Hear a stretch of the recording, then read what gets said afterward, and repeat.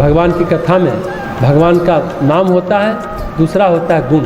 कथा भगवान के सगुण रूप की होती है, उनके राम रूप की, उनके कृष्ण रूप की, उनके वामन रूप की। भगवान के अवतारों की कथा होती है गुण।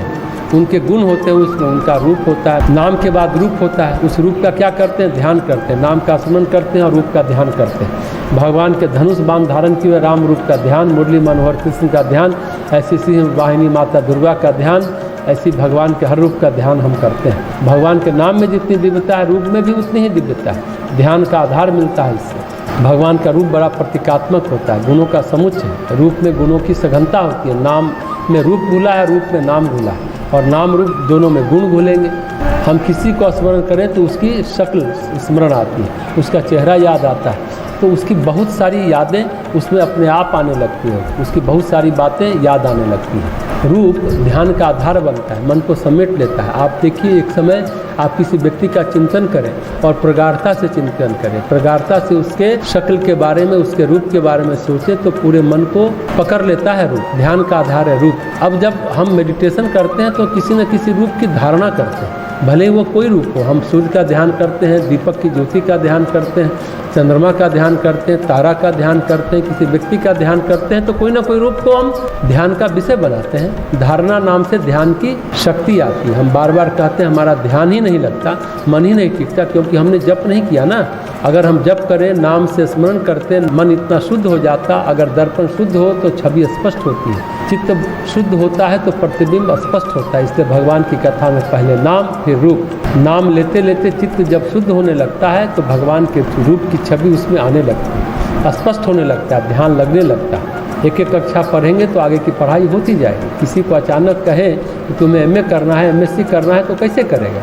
लेकिन जो कक्षा 1 से पढ़ता हुआ आया है, प्राइमरी कक्षा, junior high school, intermediate, BA किया, उसके लिए एमए की पढ़ाई अब कठिन नहीं रही। जो नाम जप किया उसके लिए ध्यान कठिन न रहा, रूप का स्मरण, रूप का चिंतन कठिन न रहा। ध्यान से क्या होता है? वृत्तियाँ तदाकार होती हैं। जैसे पानी में चीनी घोला, पानी में नमक घोला, तो दिखता नहीं कि पानी में कुछ बदलाव है। चीनी घोल दे पानी में, देखने में समझ में नहीं आएगा कि उसमें चीनी घोली है। देखने में पहले जैसा ही पानी लगेगा, हाँ, पीकर देखे तो उसके स्वाद में मिठास आ जाएगी। भिन्न हो गया वो पानी, भिन्नता आ गई उसमें।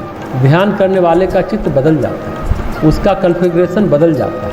जैसे कि हम हाथ में बर्फ़ का टुकड़ा रखें तो बर्फ़ की ठंडक हाथ में घुलती है और हाथ को अपने बराबर ठंडा कर लेती है।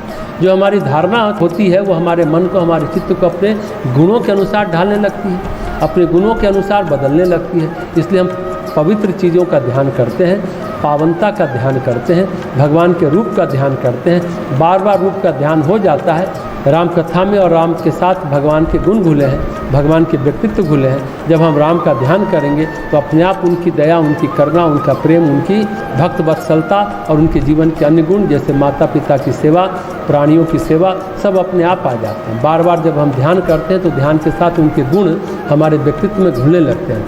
नाम रूप गुण की बड़ी महिमा है। हमारे जीवन में, हमारे व्यक्तित्व की परिस्कृति में यदि कोई कमी है तो गुणों में कमी।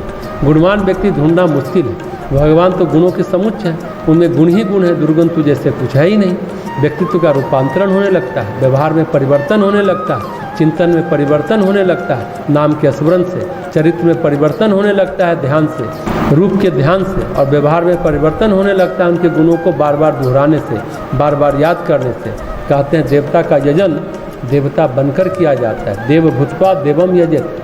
भक्त जब अपने आराध्य का चिंतन करता है तो आराध्य के साथ उनके हर रूप में सदाकार होता जाता है। हर रूप में देव भूत्वा देवम यजेत। रावण से कहा गया, जब सीता का हरण किया, कहा गया कि अगर तुम सीता को पाने के लिए इतने व्याकुल हो, इतने परेशान हो, तो तुम मायावी हो, तुम तो राम का रूप धारण करके सीता के पास क्यों नहीं चाहते? चले जाओ, सीता तो सहज स्वीकार कर लेगी। राम तो उनको सहज स्वीकार है। रावण बोला, हमने भी यह कोशिश की, मैंने राम का रूप धारण किया, लेकिन राम का रूप धारण करने के बाद दूसरे की पत्नी को मन से छूने की कल्पना नहीं होती है, क्योंकि जब हम राम के रूप की प्रगाढ़ता से चिंतन करते हैं तब ऐसा करना संभव नहीं हो पाता।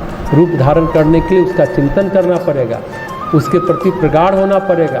जब हम अपनी वृत्तियों को राम के रूप में प्रगाढ़ करते हैं, राम के रूप को हम अपने में आत्मसात करते हैं, तो हमारे दुर्गुण ही नहीं रह जाते, हमारे अंदर वो भाव ही पैदा नहीं होते कि हम सीता को पाएं। ये है रूप का ध्यान। रूप के साथ जो गुण भूले हैं उसका ध्यान।